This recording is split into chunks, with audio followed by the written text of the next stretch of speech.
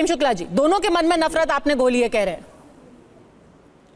देखिए पद्मजा जी, अपराध के आंकड़े कैसे घटे हैं ये करण वर्मा जी ने आपको पूरे तफसील से बताया हुआ है। अब इनको कृपा करके पूछिए इनसे कि आप एक मंगेश यादव नाम का डकैत, उसका एनकाउंटर हो जाता है, अखिलेश यादव दौड़े दौड़े चले जाते हैं, रामगोपाल मिश्रा के यहाँ क्यों नहीं जाते? रामगोपाल मिश्रा के यहाँ को अभी जो है उसको मुआवजा मिल गया, इस पर भी एक MIM के प्रवक्ता थे, वो आपत्ति करते, उनका बयान आया कि रामगोपाल मिश्रा को सरकार ने मुआवजा क्यों दिया। और इनको जैसे ही आपने बताया कि भाई सरवर चिश्ती जो हैं वो जो बयान दे रहे हैं वो जहर भाजपा ने भेजा है उनको कि हमास के समर्थन में जो केरल में मोर्चा निकलता है, किसने समर्थन दिया? हिजबुल्लाह के समर्थन में समाजवादी पार्टी के तमाम प्रवक्ता बयान देते हैं। वो हिजबुल्लाह के समर्थन में बयान देने के लिए भारतीय जनता पार्टी ने सपा के प्रवक्ताओं से कहा है। समाजवादी पार्टी के प्रवक्ता जो है वो नसरुल्लाह नाम के आतंकवादी के समर्थन में खड़े जाते हैं। भाजपा ने कहा है।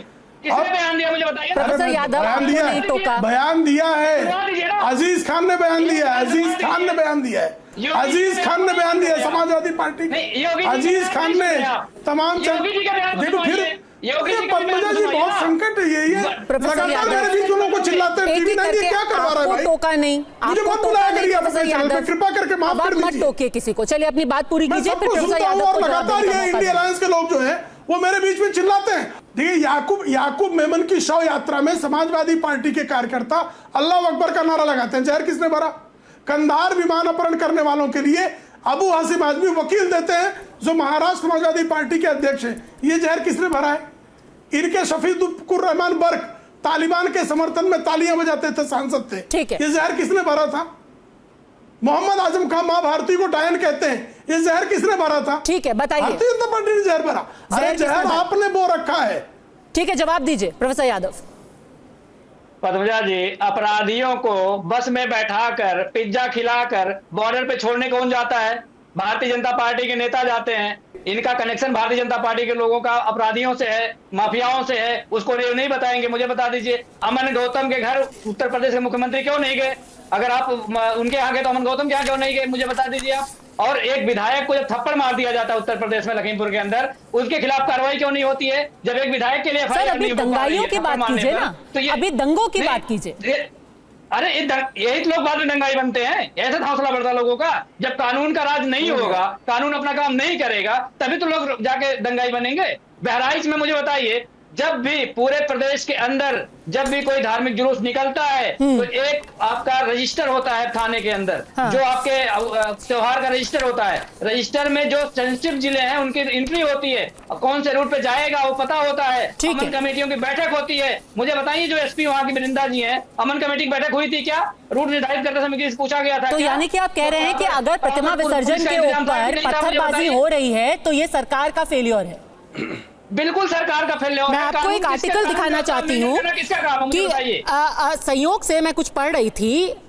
सितंबर 1990 में बिल्कुल ऐसी एक घटना घटी थी। ये गोंडा जिले में हुई थी। सितंबर 1990 में दुर्गा प्रतिमा के विसर्जन के वक्त राम मंदिर के समर्थन में नारेबाजी के बाद पत्थरबाजी शुरू हुई और उसके बाद इसने दंगे का रूप ले लिया। सितंबर 1990 में किसकी सरकार थी उत्तर प्रदेश में? प्रोफेसर यादव, गोंडा में दुर्गा प्रतिमा विसर्जन के दौरान पत्थरबाजी की गई और उसके बाद दिनों तक दंगे चले गोंडा में। बिल्कुल ऐसा ही वाकया था। किसकी सरकार थी? मैं फिर कह रहा हूं, अगर 1990 में इस तरह के दंगे हुए थे तो क्या 2024 में वही दंगे दोबारा होंगे? नहीं होनी चाहिए, पर एक्शन होना चाहिए सर। और ये माहौल कौन बना रहा है, ये सवाल हम पूछ रहे हैं। NCRB का आंकड़ा पढ़ लीजिए। NCRB के आंकड़े में 29,336 दंगे हुए हैं उत्तर प्रदेश में अभी तक, 2017 से लेकर के 2024 तक। NCRB का आंकड़ा है, मेरा अपना आंकड़ा नहीं है। ये दंगे जो बता रहे हैं भारतीय जनता पार्टी के लोग, बिल्कुल NCRB, संयोग से मैं भी NCRB की ही एक रिपोर्ट पढ़ रही थी। मुझे बता दीजिए, ऐसा भास्कर में छपा है सर, मैं उसकी एक रिपोर्ट पढ़ के आपको बताती हूँ। बहराइच सांप्रदायिक दंगा, 2.5 साल में यूपी में पहली मौत। योगी सरकार में 97% कमी आई सपा बसपा सरकारों के मुकाबले। ये एक कल छपा हुआ लेख है। इसमें ये लिखा हुआ है 97% कमी आई है दंगों में हुई मौत में, और आगे वो आंकड़े क्या देते हैं वो पढ़ के मैं बता देती हूँ। एनसीआरबी के डेटा के हिसाब से उत्तर प्रदेश में 2017 से अब तक क्या सिचुएशन है। 2017 से 21 के बीच में सीएम योगी आदित्यनाथ का पहला कार्यकाल था। इस बीच दंगों के 35 मामले दर्ज हुए, सांप्रदायिक दंगों की अगर बात करें, और दूसरे कार्यकाल में बहराइच पहला बड़ा सांप्रदायिक दंगा है। अगर हम उसके पहले की बात करें तो पिछले 10 साल में सांप्रदायिक दंगों के 6,800 मामले सामने आए हैं, जिसमें सबसे ज्यादा 823 मामले 2013 में थे। प्रोफेसर यादव, 2013 में उत्तर प्रदेश में सबसे ज्यादा, ये मैं लेख से ही पढ़ के बता रही हूं, आप गूगल भी कर सकते हैं।